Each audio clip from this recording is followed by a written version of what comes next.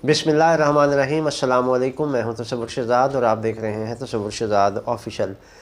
नाज़रीन, इस वक्त पाकिस्तान की सियासी सूरत हाल पर हम रोशनी डालेंगे। इस वक्त जो है अदलिया की जानिब से ठंडी हवा के झोंके आ रहे हैं और इमरान खान क्या प्लान रखते हैं। इसके अलावा आरिफ अलवी और इमरान खान के दरमियान गुफ्तगू में कुछ जो बातें हुई थी उनके हवाले से है। और फिर हम इसमें गुफ्तगू करेंगे कि मरीम नवाज़ और शहबाज शरीफ के दरमियान कुछ इख्तलाफात के हवाले से भी कुछ खबरें सामने आई हैं, उन पर भी गुफ्तगू होगी। अगर आपने हमारा चैनल सब्सक्राइब नहीं किया तो सब्सक्राइब कर लीजिए, बेल आइकन का बटन दबा दीजिए और कमेंट सेक्शन में अपनी राय ज़रूर दीजिएगा और इस वीडियो को अपने दोस्तों के साथ भी ज़रूर शेयर कीजिएगा। नाज़रीन, सबसे पहले आते हैं कि मौजूदा जो हमारे मुल्क की सियासी सूरत हाल है इसमें इमरान खान की पोजीशन क्या है। नाज़रीन, इमरान खान रजीम चेंज के बाद मुसलसल ये मुतालबा कर रहे हैं कि उनके साथ ये ज़्यादती की गई और उनको ज़बरदस्ती अमरीकी ईमा पर इक़्तिदार से निकाला गया। और इमरान खान का जुर्म सिर्फ ये था कि उन्होंने अमेरिका की बात मानने से इनकार कर दिया था और वो कौम को अमरीकी ग़ुलामी से निजात दिलाना चाहते थे, जिस पर अमेरिका को ऐसा हुक्मरान किसी तौर भी गवारा नहीं होता। यही वजह है कि अमेरिका ने पाकिस्तान में अपने आलाकारों को इस्तेमाल करते हुए इमरान खान को इक़्तिदार से निकलवा दिया। इमरान खान ने इस बयानिए की बुनियाद पर अपनी तहरीक शुरू की और मुसलसल अवाम से राब्ते में रहे और इमरान खान रजीम चेंज के बाद से अब तक मुसलसल अवाम के साथ राब्ते में है। हर दूसरे तीसरे दिन वो कौम से खिताब करते हैं, वीडियो लिंक के ज़रिए उनका खिताब होता है, वो कारकुनों से खिताब करते हैं, रहनुमाओं के साथ उनके इजलासिस का सिलसिला भी जारी व सारी है और इस हवाले से वो मुकम्मल अपना होमवर्क किए हुए हैं। और यक नुकाती एजेंडे पे इमरान खान ये मुतालबा कर रहे हैं कि सिर्फ़ इलेक्शन करवा दिए जाए, बाकी मामलात वो ख़ुद संभाल लेंगे। नाज़रीन, अगर हम जायज़ा लें मौजूदा हुकूमत का और इमरान खान के दौरे हुकूमत का तो उसमें वाज़े लगता है कि इमरान खान की हुकूमत पॉजिटिव जा रही थी और उसके मुल्क की मईशत पर अच्छे असरात मुरतब हो रहे थे। लेकिन जब इमरान खान ने देखा कि उन्हें इक़्तिदार से निकाला जा रहा है तो उन्होंने दो जुमले बड़े तारीख़ी कहे। एक तो उन्होंने कहा कि अगर मुझे इक़्तिदार से निकाल दिया गया तो मैं इससे ज़्यादा ख़तरनाक हो जाऊँगा, वो इमरान खान ने साबित किया। और इसके अलावा दूसरा जुमला इमरान खान ने ये कहा था कि मईशत जो है वो बेहतरी की जानिब जा रही है। हमने कोरोना के बावजूद मईशत को संभाला दिया और मुल्क में वो कैफियत नहीं आने दी जो यूरोपीय मुल्कों में थी कि वहाँ पे गुर्बत में इंतहाई इजाफा हुआ, लोग फाकों से मरे। लेकिन यहाँ पर पाकिस्तान में इमरान खान की कामयाब पॉलिसियों की वजह से हमने कामयाबी के साथ कोरोना का सामना किया और इस बहरान से निकलने में भी कामयाब रहे।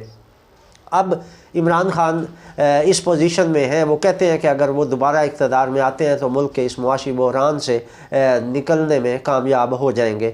नाज़रीन, मुल्क इस वक्त जो मुआशी बहरान का शिकार है इसकी दो वजूहात हैं। एक तो गलत पॉलिसियाँ, दूसरा हुक्मरानों की शाह खर्चियाँ कि हमारे हुक्मरान इतना सरमाया उड़ा रहे हैं अपने चोचलों पर और इस तरह के हरकतें हैं इनकी कि जहाँ पर कौमी ख़जाना जो है वो ऐसे जा रहा है जैसे नोटों को आग लगा दी जाए। तो नाज़रीन, ये आग लगाने वाले जो कभी रिकॉर्ड जला देते हैं और कभी मुल्की ख़जाना जला देते हैं, ये ऐसा एक माफिया लगता है कि ये पाकिस्तान पर मुसल्लत हो गया है जो इसको पाकिस्तान की नहीं बल्कि अपनी जेबों की फ़िक्र है और ये अपनी जेबें भरने में मसरूफ़ हैं, जबकि आवाम का कोई पुरसान हाल नहीं।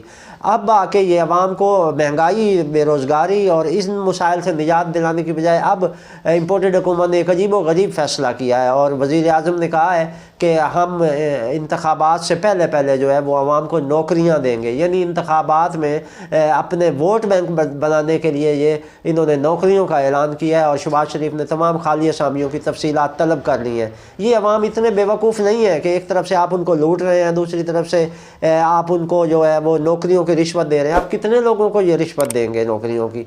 हज़ारों लोगों को दे सकेंगे ना, जबकि पाकिस्तान की आबादी कितनी है और कौन कौन लोग, कितने फ़ीसद आबादी गुर्बत और इस महंगाई से मुतासर हो रही है, इसका इल्म है आपको?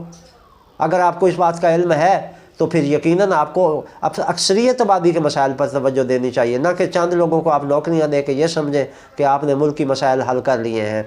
इस हवाले से नाजरीन, अब जो एक हमारे ज़राए ने ये ख़बर दी है कि अदलिया में ये एहसास पाया जा रहा है कि रजीम चेंज गलत हुआ है और ये इमरान खान के साथ ज़्यादती हुई है।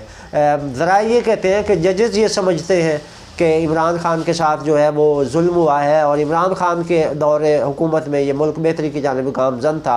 अब नाज़रीन, अदलिया के मुसलसल पीछे आने वाले कुछ फ़ैसले بھی ایسے ہیں کہ انہوں نے میرٹ پر اس فیصلے دیے ہیں، اور ان سے لگتا ہے کہ عدلیہ جو ہے وہ بیدار ہے اور وہ ملک کی بقا اور ملک کی سلامتی چاہتی ہے۔ عدلیہ یہ چاہتی ہے کہ ملک بحرانوں سے نکلے، اس حوالے سے عدلیہ بہترین فیصلے کر رہی ہے، اور اب آ کے یہ ججز کا جو احساس ذمہ داری ہے یہ لائق تحسین ہے، اور یقیناً ان ججز کو سلام کہ جنہوں نے احساس کیا اپنے وطن کا، اپنے وطن کے عوام کا اور قانون کا۔ ظاہر ہے ایک بطور جج، ہر جج کی یہ ذمہ داری ہے کہ وہ اپنے قانون کا احترام کرے، اپنے قانون کی بالادستی کے لیے فیصلے کرے اور قانونی دائرے میں رہتے ہوئے فیصلے کرے۔ تو یقیناً اس وقت عدلیہ کا کردار جو ہے وہ لائق تحسین ہے، اور عدلیہ بہترین انداز میں فیصلے کر رہی ہے۔ اور ذرائع یہ کہتے ہیں کہ ججز جو ہیں وہ جب اپنے نجی محفلوں میں بیٹھتے ہیں تو یہی کہتے ہیں کہ عمران خان کو حکومت دینے سے ہی ملک کی مسائل حل ہو سکتے ہیں، اور اب جو ہے وہ رجیم چینج یقیناً غلط ہوا تھا، تو حق بنتا ہے عمران خان کا کہ انہیں اقتدار سونپ دیا جائے۔ تو ناظرین، اگر ججز اپنی نجی محفلوں میں یہ ایسی گفتگو کرتے ہیں تو یہ ان کے ضمیر کی آواز ہے، یہ عوام کی آواز ہے، اور یہ جمہور کی آواز ہے۔ ظاہر ہے جمہور یہ سوچ رہے ہیں، اور یہ موجودہ امپورٹڈ حکومت اسی لیے خوف زدہ ہے کہ یہ نہیں چاہتی کہ انتخابات ہوں، کیونکہ انہیں پتہ ہے کہ انتخابات میں ان کا کلین سویپ ہو جائے گا، عوام انہیں نکال باہر پھینکیں گے۔ انہوں نے تو امریکہ کے کہنے پر عمران خان کو اقتدار سے نکالا ہے، لیکن الیکشن ہو گئے تو عوام انہیں ملک سے باہر نکال دیں گے، ان کی ضمانتیں ضبط ہو جائیں گی۔ یہ وہ خوف ہے جو انہیں ڈرا رہا ہے، اور اسی خوف کے تابع یہ الیکشن کروانے سے بھاگ رہے ہیں۔ بلکہ اب انہوں نے اپنے اداروں کو بھی ساتھ ملا لیا۔ پولیس کہہ رہی ہے امن و امان کی صورتحال خراب ہے، اس لیے الیکشن نہیں ہو سکتے۔ الیکشن کمیشن کہہ رہا ہے ہمارے پاس وسائل نہیں ہے، اس لیے الیکشن نہیں ہو سکتے۔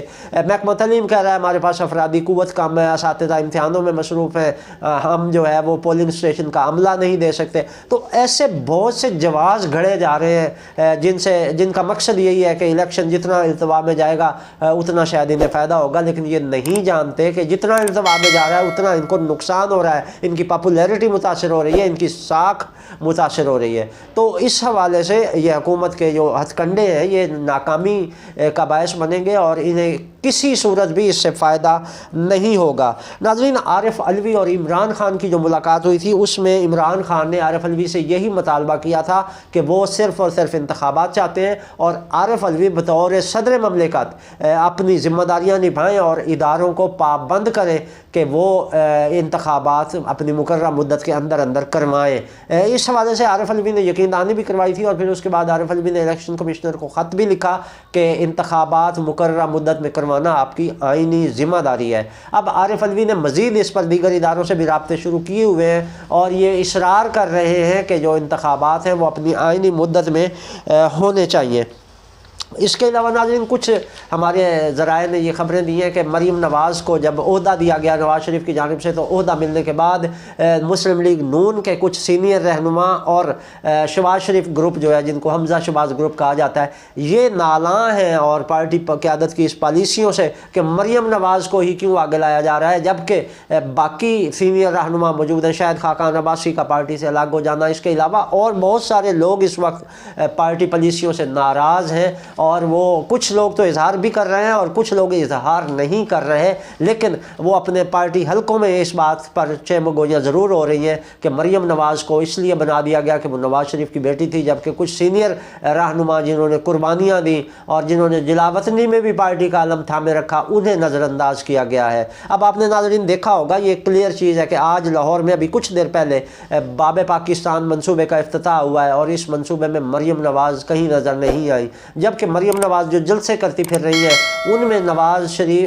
شہباز شریف اور ان کے حامی ارکان جو ہیں، حامی رہنما، وہ کہیں نظر نہیں آتے، اور ایسا لگتا ہے کہ وہ جان بوجھ کر کنی کترا جاتے ہیں اور ادھر ادھر ہو جاتے ہیں۔ جب مریم نواز کسی شہر میں جاتی ہیں تو صرف پرانے کارکن اور وہ جو نئے کچھ جیالے مریم کو دیکھنے کے لیے آتے ہیں، ایسی بھی ایک تعداد ہے جو دیکھنے آتے ہیں کہ پلاسٹک سرجری کیسے کروائی جاتی ہے، اور اس سرجری کے بعد جو ہے وہ ایک نانی وہ کیسے ایک پوتی کی طرح بن جاتی ہے۔ تو بہرحال یہ ایک اخچار میں ہوتا ہے اس چیز کا بھی، لوگ آتے ہیں جلسوں میں اس طرح بھی.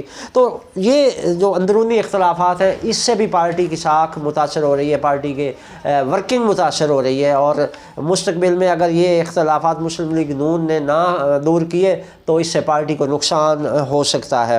اس کے علاوہ ناظرین یہ بھی ذرائع نے اطلاع دی ہے کہ موجودہ حکومت جو ہے وہ انتخابات کے التوا کے لیے معاشی ایمرجنسی لگانے کا سوچ رہی ہے، اور اگر یہ معاشی ایمرجنسی لگاتی ہے تو اس سے پھر الیکشن التوا کا شکار ہو جائیں گے، جس کا الٹا نقصان انہیں ہی ہوگا.